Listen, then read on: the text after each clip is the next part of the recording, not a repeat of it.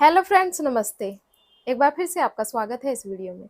दोस्तों, इस वीडियो में आज मैं बात करूंगी टीजीटी और पीजीटी की कि आप सेल्फ स्टडी करके कितने महीने में, कितने समय में सफलता प्राप्त कर सकते हैं, आपको कितना समय लग सकता है और कौन सी किताबें आप पढ़ें। ये सारी जानकारी आज इस वीडियो में मैं आपको देने वाली हूँ। जैसे कि मेरे पास बहुत सारे सवाल भी आते हैं कि मैडम, हमने बीए किया है, हमने एमए किया है, हमको ये बता दीजिए और हमारी एज भी काफ़ी है, 40 की हो गए हैं, 40 प्लस हो गए हैं, तो हम क्या करें, हमारे लिए कौन सी नौकरी अच्छी रहेगी। हाँ, तो फ्रेंड्स, अगर आपने एमए किया है और बीएड भी नहीं है, आपकी एज 40 प्लस हो गई है, तो आपके लिए कौन सी नौकरी सही रहेगी। तो मैं आपको बता दूं, अगर आप यूपी से बिलोंग करते हैं तो आपके लिए यूपी पीजीटी एक बेस्ट ऑप्शन है। आप अगर सच में ही नौकरी लेना चाहते हैं और तैयारी करना चाहते हैं तो आप यूपी पीजीटी का चुनाव कर सकते हैं। इसके लिए मैक्सिमम एज 60 से 62 वर्ष है। आप रिटायरमेंट तक की उम्र में भी तैयारी कर सकते हैं। और अब हम बात कर लेते हैं कि आप इसकी स्ट्रेटजी कैसे बनाएं, कैसे तैयारी करें। देखिए दोस्तों, किसी भी परीक्षा को में बैठने से पहले उस परीक्षा के बारे में, उस प्रतियोगी परीक्षा के बारे में आपको पूरी नॉलेज ले लेनी चाहिए कि जैसे कि उस परीक्षा का पैटर्न क्या है, उसमें प्रश्न कितने आते हैं, कैसे प्रश्न पूछे जाते हैं, निगेटिव मार्किंग है या नहीं है, और आप कैसे कैसे वहाँ पर लोगों ने जो उस परीक्षा को पास किए हैं, टीजीटी पीजीटी को पास किए हैं, उनका इंटरव्यू, उनसे उनकी रणनीति के बारे में आप जान सकते हैं। तो सारी नॉलेज आपके पास होनी चाहिए पहले उस परीक्षा के बारे में, तभी जाकर आप पढ़ाई कर सकते हैं। तभी आपको पता लगेगा ना कि आपको किस दिशा में पढ़ाई करनी है। तो पहले तो ये, आप अगर टीजीटी की तैयारी करना चाहते हैं तो उसके बारे में आप पूरा जान लें। अगर आप पीजीटी के तैयारी करना चाहते हैं तो उसके बारे में भी आप पूरी नॉलेज गेन कर लें। आगे बढ़ते हैं दोस्तों। देखिए, अगर आप यूपी से बिलोंग करते हैं तो आपके लिए प्लस पॉइंट ये है कि यहाँ पर उम्र में छूट है। आप 60-62 की एज तक आप वहाँ पर अप्लाई कर सकते हैं।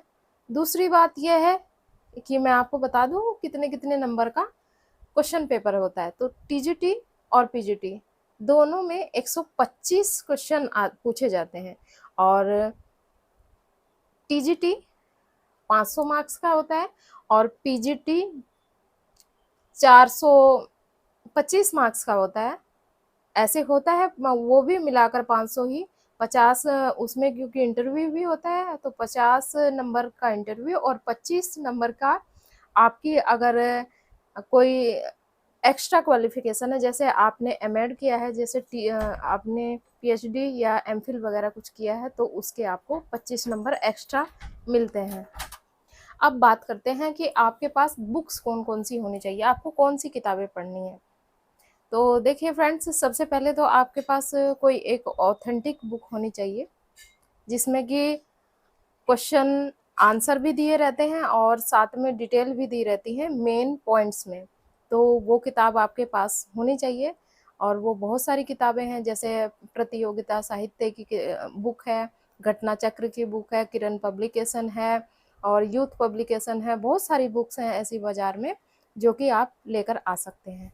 दूसरा है, आपके पास 9 से 12 तक की यूपी बोर्ड की किताब या फिर आपके पास एनसीईआरटी की बुक होना बहुत ज़रूरी है, जिससे आपको बहुत सारी हेल्प मिलेगी, जिनको आपको पढ़ना पड़ेगा और आप वहाँ से नॉलेज गेन करेंगे। और ये किताबें आपके पास होना बहुत ज़रूरी है। फिर है प्रैक्टिस सेट। प्रैक्टिस सेट भी आपके पास होना बहुत ज़रूरी है। और ओल्ड क्वेश्चन पेपर, उस परीक्षा से संबंधित ओल्ड क्वेश्चन पेपर जो पिछले सालों में पूछे गए हैं, वो आपके पास होना बहुत ज़रूरी है। इससे आपको पता चलेगा परीक्षा का पैटर्न क्या है और परीक्षा में किस तरह के क्वेश्चन पूछे जाते हैं। तो ये सारी चीज़ें आपके पास होनी बहुत ज़रूरी है।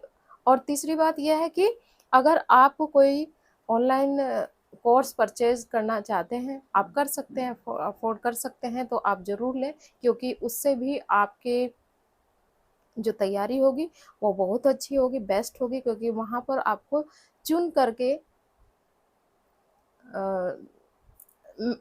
मटेरियल दिया जाता है, लेकिन हम यहाँ बात कर रहे हैं सेल्फ स्टडी की। तो आप सेल्फ स्टडी पर ज़्यादा फोकस करें। मैंने भी सेल्फ स्टडी की है, बहुत सारे लोग सेल्फ स्टडी करके एग्ज़ाम को क्लियर कर लेते हैं। तो ऐसा नहीं है कि आप सेल्फ स्टडी नहीं करेंगे, अगर आप तरीके से अपनी स्टडी करेंगे तो आपको सफलता ज़रूर मिलेगी। सेल्फ स्टडी करेंगे तो भी आपको सफलता मिलेगी, लेकिन उसके लिए आपको कंटिन्यूटी बनाए रखनी पड़ेगी। आपको अपना टाइम मैनेजमेंट को बनाना होगा। आप किस समय सोते हैं, किस समय जागते हैं, आप कितना घंटे पढ़ते हैं दिन में, रात को कितना समय देते हैं, ये सारी चीज़ें आपकी सफलता में मैटर करती हैं।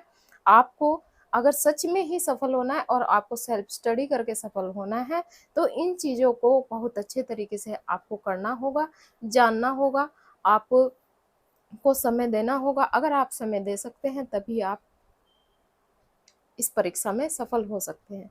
दोस्तों, बहुत अच्छा चांस है, आप इसमें एज की भी कोई लिमिट नहीं है, तो आप के लिए, यूपी वालों के लिए बहुत अच्छा चांस है। आप टीजीटी और पीजीटी की तैयारी करिए, साथ एलटी ग्रेड भी है, एलटी ग्रेड की भी तैयारी करिए। और यहाँ पर सबसे बढ़िया प्लस पॉइंट यह है कि आपको अपने विषय पर पकड़ बनानी है। आपका सब्जेक्ट जो आप शुरू से पढ़ते चले आ रहे हैं उसको ही आपको पढ़ना है, ना तो कोई जीके की टेंशन है, ना जीएस की टेंशन है, ना मैथ पढ़ना है। तो केवल आपको अपना सब्जेक्ट ही पढ़ना है। आपसे 125 क्वेश्चन पूछे जाते हैं टीजीटी में भी और पीजीटी में भी। आप उनमें ज़्यादा से ज़्यादा स्कोर करिए। ज़्यादा से ज़्यादा स्कोर करने पर आप सिलेक्शन ले सकते हैं। जब वैकेंसी आती है और फिर एग्ज़ाम कंडक्ट किया जाता है, तो एग्ज़ाम में जितना अच्छा आप स्कोर करेंगे, आपको कॉलिंग हो जाएगी, आपको जॉब दे दी जाएगी। और हाँ फ्रेंड्स, एक सबसे महत्वपूर्ण बात ये है कि आपके मन में एक कोई प्रश्न ये भी आएगा कि मैडम हमको कितने टाइम देना चाहिए, कितने घंटे पढ़ाई को अपने देना चाहिए, कितने घंटे की हमारी तैयारी होनी चाहिए डेली की। तो मैं आपको बता दूं कि हर एक इंसान का पढ़ने का अपना एक तरीका होता है। कुछ लोगों को रात को लेट तक पढ़ना अच्छा लगता है, कुछ लोग सुबह मॉर्निंग में पढ़ते हैं और कुछ लोग दिन में पढ़ते हैं। तो आपको अपने अनुसार जैसा आपको अच्छा लगे उतना समय दीजिए, क्योंकि सबके अपने अपने टाइम लिमिट अलग अलग होती है पढ़ने की। और आप कितना समय देना चाहते हैं, आप लगभग लगभग 5 से 6 घंटा डेली का दीजिए फ्रेंड्स। अगर आपको रियल में ही ये जॉब चाहिए तो 5 से 6 घंटा डेली का दे दीजिए और आपको जॉब ज़रूर मिलेगी। ये गवर्नमेंट जॉब आपके हाथ में होगी। ये बहुत अच्छा सुनहरा टाइम है। आप अभी से तैयारी करना शुरू कर दीजिए अगर आपने अभी तक तैयारी शुरू नहीं की है। और कोई क्वेरी हो तो मुझे कमेंट बॉक्स में कमेंट ज़रूर करना। तो मिलते हैं फिर नेक्स्ट वीडियो में, तब तक के लिए धन्यवाद।